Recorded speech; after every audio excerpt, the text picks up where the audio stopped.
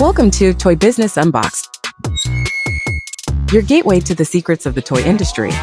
Here, Jason Shea, a toy entrepreneur and expert in the field. Every product we develop is really inspired by some of the real life experience that we have with our son. 60% of all toys last year were sold on Amazon, which is incredible. Be passionate about it because it's a road, it's a journey. Like when you have an idea that you think is like gonna somewhat like change the world, make things better, I'd say go for it. We'll guide you through the enchanting world of toy design, marketing, and manufacturing. Now let the unboxing begin. Hi everyone, welcome back to another episode of Toy Business Unboxed. Today's episode we're joined by Blaine, a technologist, a futurist, and a creativity coach who have introduced his first ever tabletop creation, Base6 the Card Game. Designed for age 7 and up, Base6 isn't just a game, it's also a flexible platform that boosts creativity, cognitive skill, and also social interactions. Blaine's going to show us how his tech background and his passion for game design to this current innovative tool for learning and for play. Thank you so much for joining us on the podcast today. Thank you very much, Jason. Glad to be here. So first of all, will you mind sharing a little bit about your background and what inspired you to create the Base6 game? Yeah, I came out of the innovation at AT&T Labs. We were designing things, and really, I felt the most energized creative and the production and distribution side of it. So what got me sparked, though, is you brought up the futurist aspect, and we had I had started reading a book from Jane McGonigal, and she had a book called Imaginable, which was about the gamification of futures thinking. Okay. So I read that, got really interested in it, and ended up taking certification course in that, and they introduced a game in there, but it seemed it was like an hour long. It seemed like a lot of work, and then I left out of that and went into design thinking, alien thinking, strategic thinking, and all of the gamifications seemed a lot like work. But I really wanted to feel. I also researched and studied cognitive flow and getting in that state of continual creativity, and really wanted to ignite that. And I thought back to how I was thinking when I was in AT&T Labs and my business, and what read a bunch of other creativity books and really understand the process, and wanted to make that fun, something that you'd come back to, but not be taught or instructed or really realize you're learning. And so I call it a covert skill building tool, because it's really trying to just spark that flow in people, and then once it's going, they just keep flowing. And that's what was happening to me in the ideation labs. It's like every week we'd have I'd have like 60, 70 different ideas, and then I'd whole business models. I see. And I know you have a copy of your game. If you can share, like explain a little bit about how the game is being played, and how does the like, what is the rule behind it? That'd be great. Okay. Yeah. So this is what the box looks like. We've got a 182 cards in here and 10 dice. The cards are really a blend between. I had a lot of influence from like Uno, dominoes, story cubes, and regular playing cards, because I play a lot of playing cards, and I wanted to be able to play my playing card games. Play a lot of we always came back to Uno. I really wanted something that could spark the creativity and storytelling, similar to Uno, or dominoes, story cubes, but something you'd want to come back to all the time, like Uno and playing cards. People just always come back to those games. So I kind of wanted to bridge those together. So, and then we have some actions too. So we took standard playing card ranks on all the cards.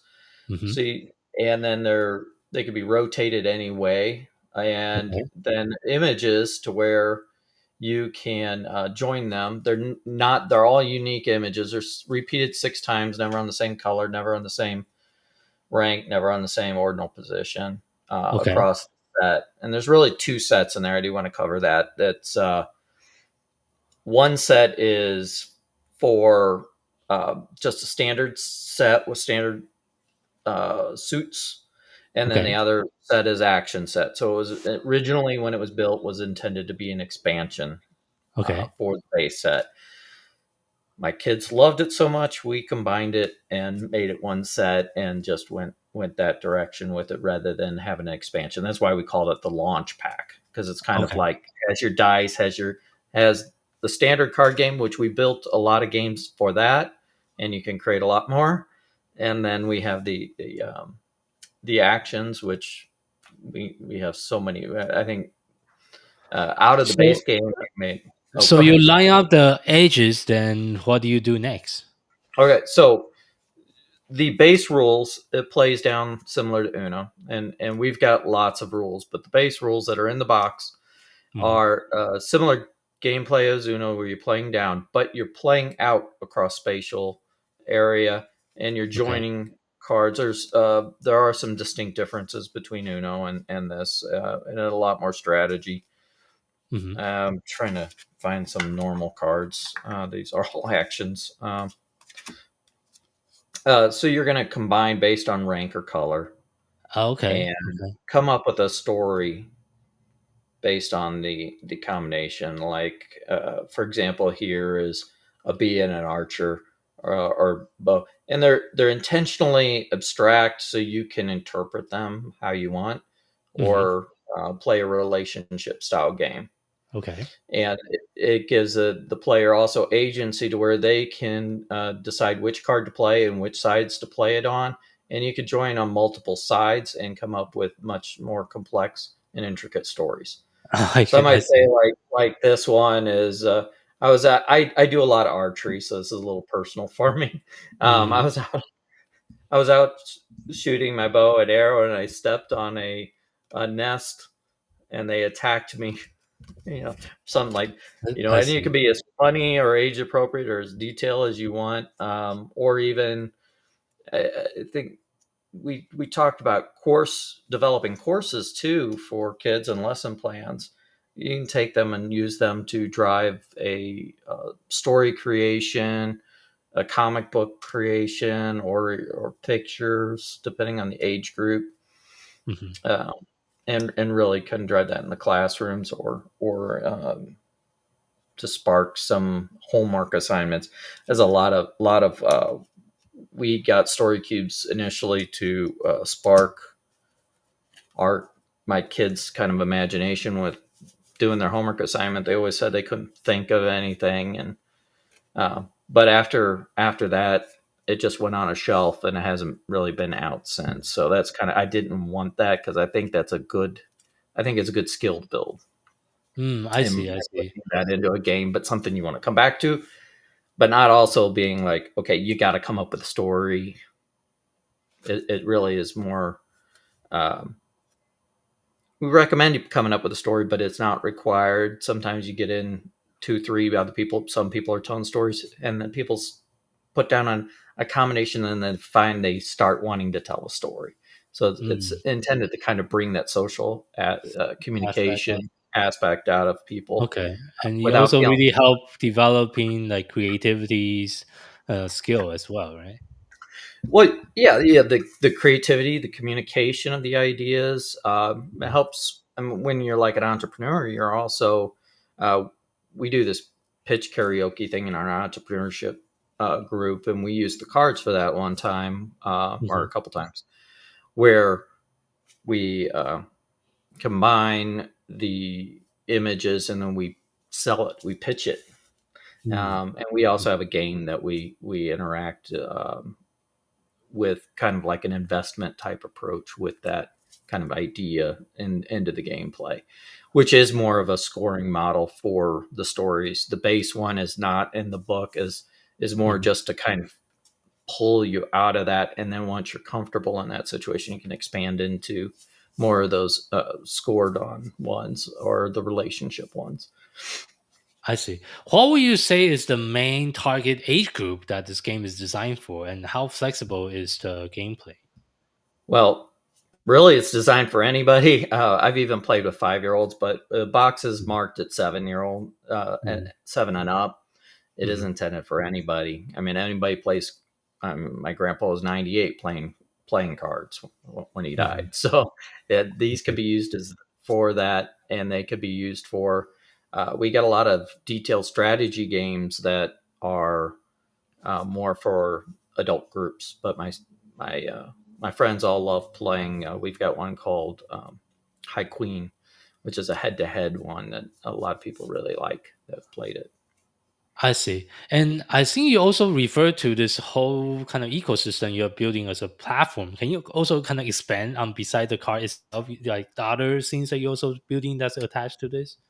Yeah, a lot of a lot of people when I'm out at the shows, they come up and say, "Well, it's a system like playing cards," but for me, a system is more like I go out and buy a game and to be able to play it on here. This is really more of a building platform to where you can build, create, launch, or share.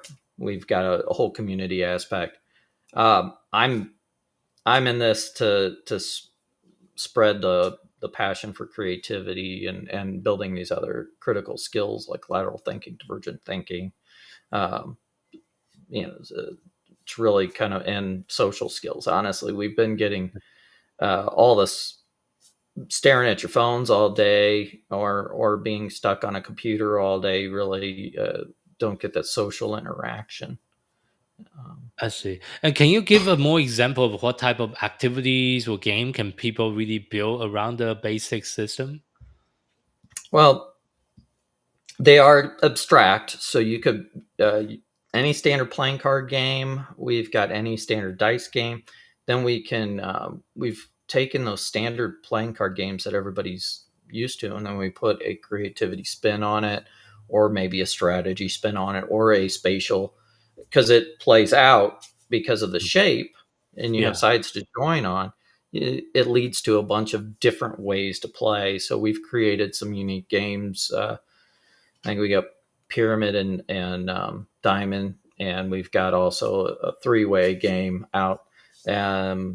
We have spatial battle games that we've built and shared the rules out, and hmm also I referenced the High Queen, which is the head-to-head competition one. I see. I Uh, see. I see. But I wanted to touch on we have like 6 dimensions to it really. So hmm you got the dice, the spatial, the ranks, the suits, the actions, and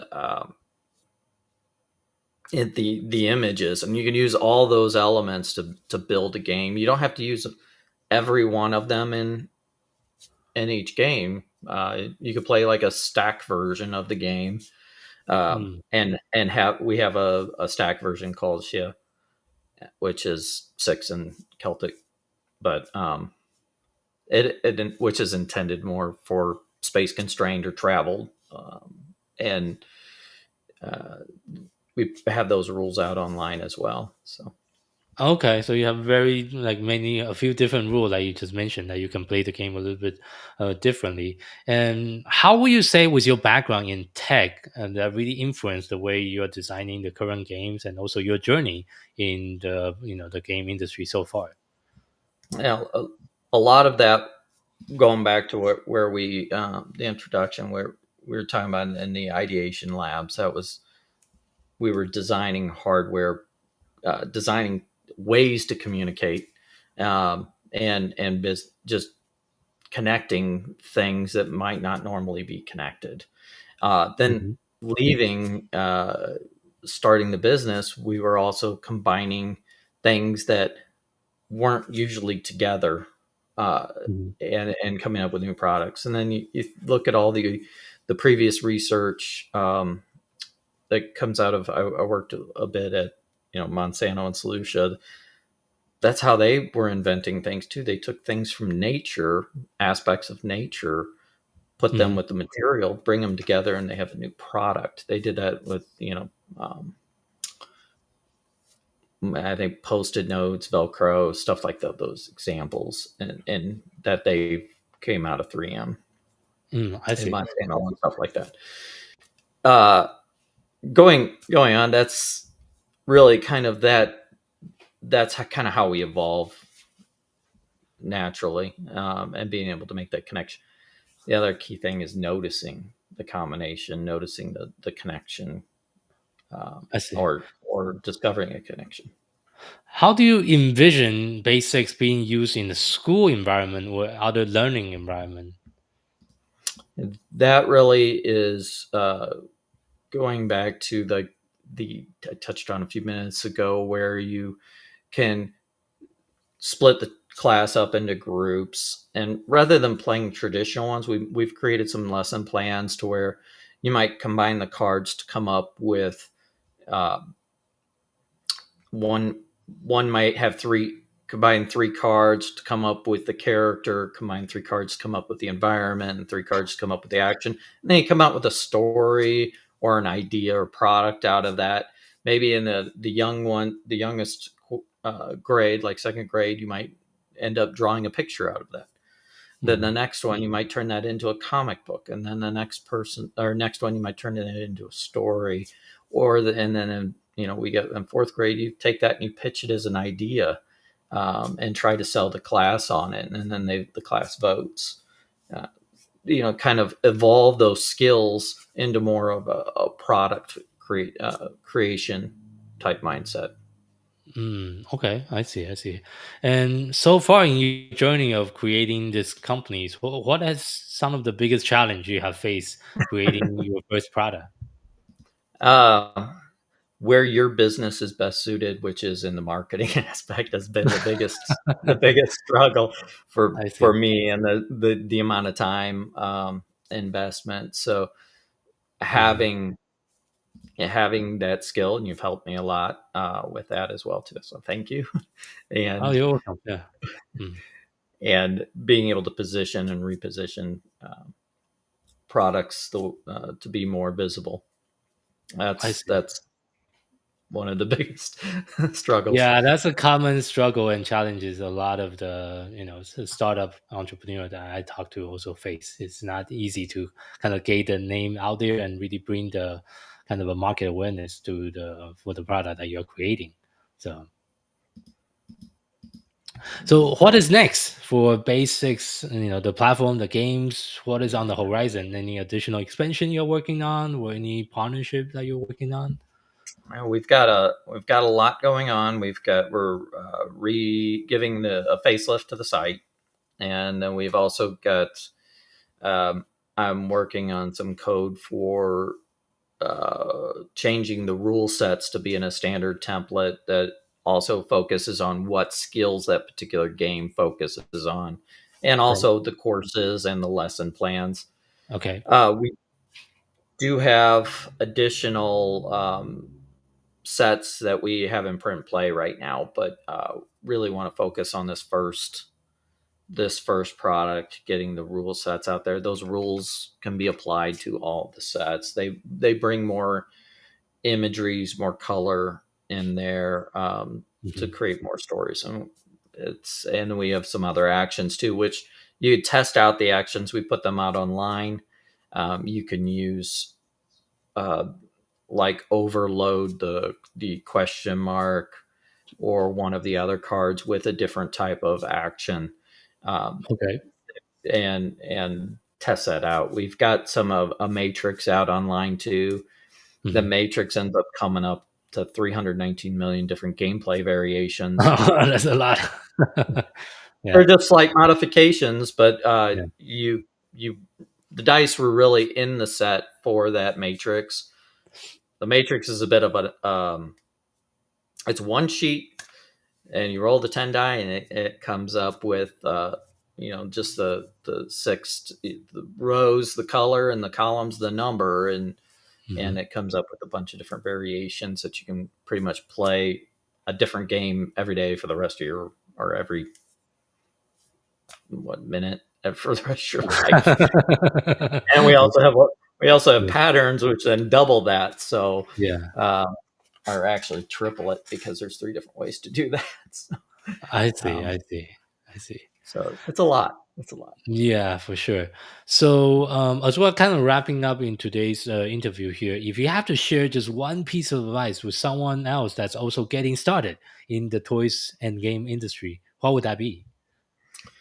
I work with a lot of entrepreneurs, and I always say, don't be afraid, take action, get moving. There are a lot of people in this particular segment. There are a lot of good people that really love what they're doing. It's a great community, great support for the most part, and everybody's willing to help everybody out. And it's just, don't just do it. Sorry, steal Nike's line there, but that's the take action is that's the most important thing. Everybody's got a lot of ideas. The ones that move on it are the ones that are going to make progress. For sure. So for those listener and our audience that's interested to learn a little more about you and your companies, where is the best place for people to find you online? I'm on LinkedIn, and probably the only Blaine McDonald out there on LinkedIn. So I'm pretty easy to find. We have our site is base, BASE-SIX.com for the game. My company, Armoin, ARMOIN.com, is more of a technology consulting business. And then we have another one called Hive-ID, and we do apps and hardware technology, which is HIVE-ID. There's a few Hive IDs out there. So, and then that's I'm on Facebook too, if you want to follow me on, or not follow me, but we follow me, but we have I'm on Facebook as well, and on we have one for the business and for me as well. So, we have TikTok and Instagram. I have not been posting enough on there. We're trying to work on. I've got some help. Somebody joined me in this adventure, and they're going to really help with the video content and pushing that out.